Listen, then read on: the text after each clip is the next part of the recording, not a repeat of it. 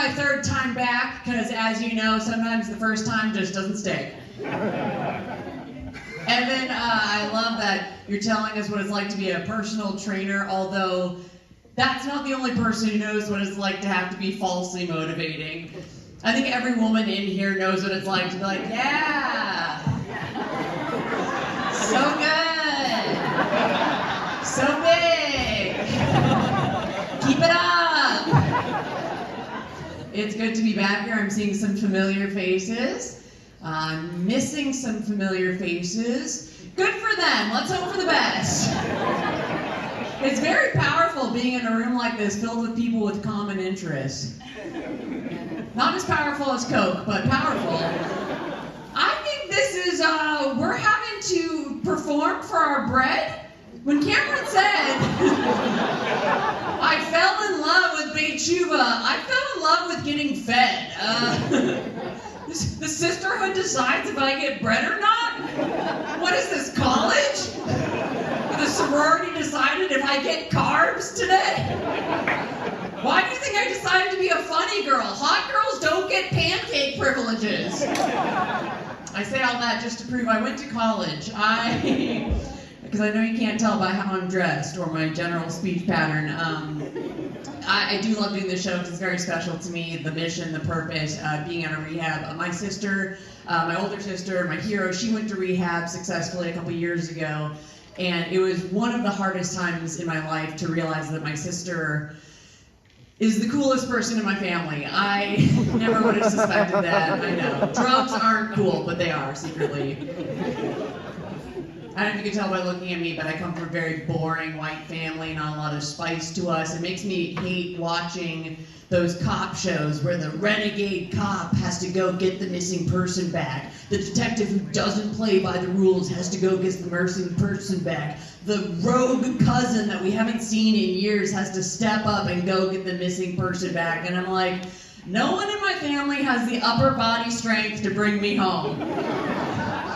No one knows how to use the internet in my family. No one's gonna track me down.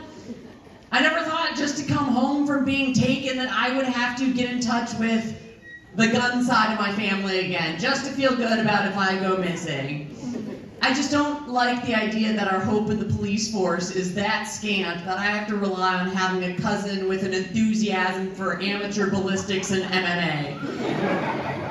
My family could not get me back if I was stolen to a sex trafficking ring in Turkey. I've seen them at the Thanksgiving dinner table. Negotiations, not good. Diplomacy, gone. My captors would send a photo of me with the newspaper for proof of life. My parents would be like, that's not her. She doesn't read the news.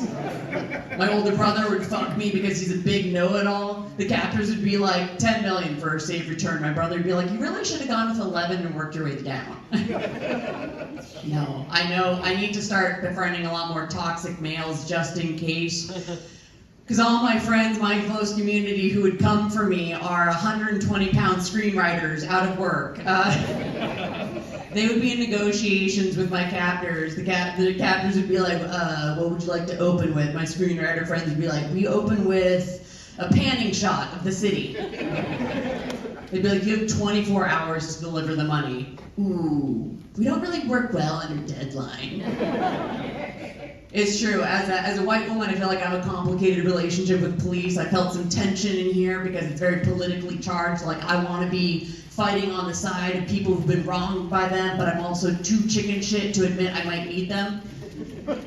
Like, I kind of view the police like I view maxi pads. I make fun of them a lot until I'm so glad to find one. I'm like, oh, I'm so glad you were here. I was kidding about all the other stuff. There could have been a lot more blood. Thank God I found you. I don't know if you guys know this. Kotex and police, because Kotex are known for being so reliable, like the police force, the police actually stole the original tagline from Kotex, protect and serve. So Kotex stole the police's original tagline, suck it up, Buttercup.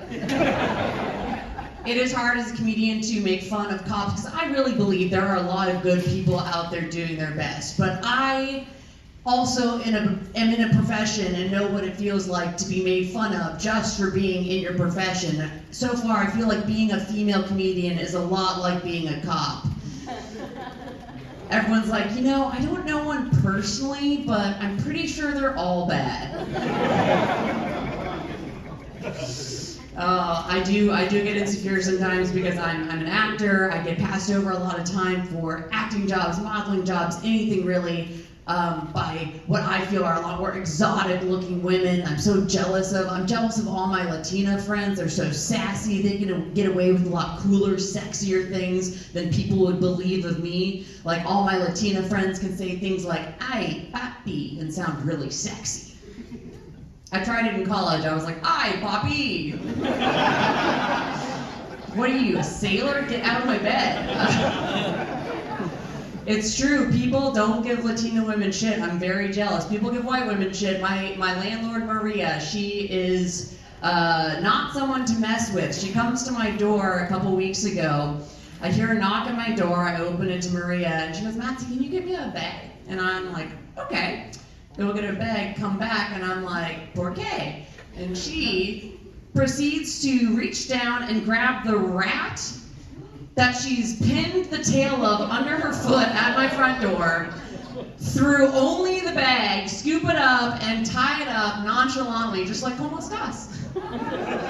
I'm like, yo estoy always paying rent on time, pretty sure. And I get messed with all the time because I'm too afraid of looking like just another Karen and just another bitch. Like recently I was in the line at Starbucks and a homeless man ran in off the street and grabbed my boob. I know, it was very upsetting. He only paid half what we agreed upon.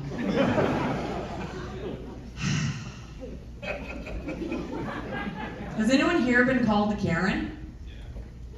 I like the dude that says that.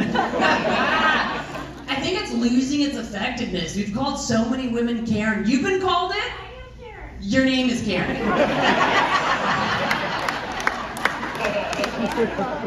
Atta girl, Karen.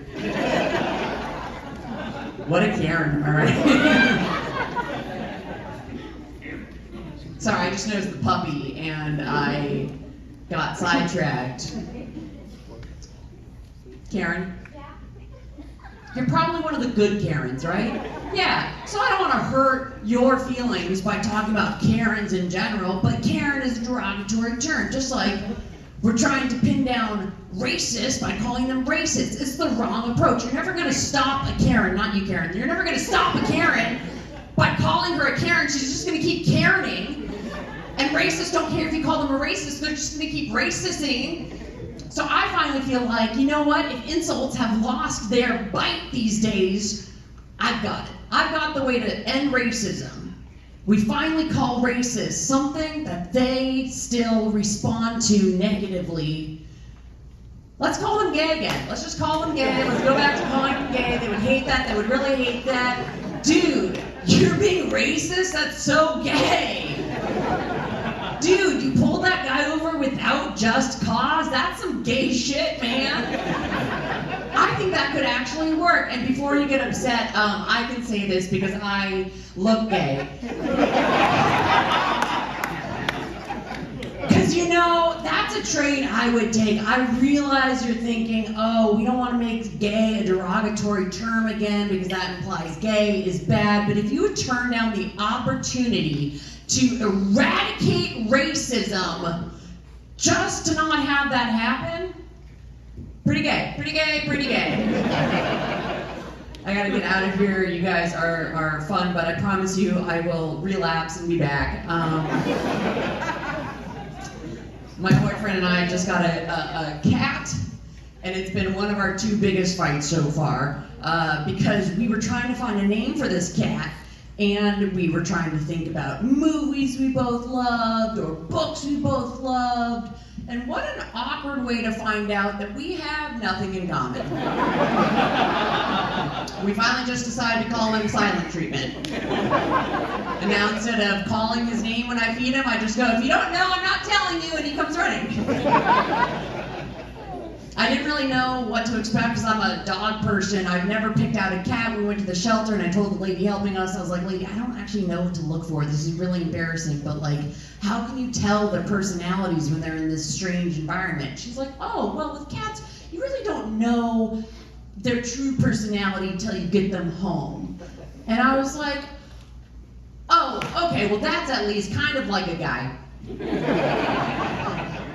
Our other big fight, because I am white, is over the thermostat.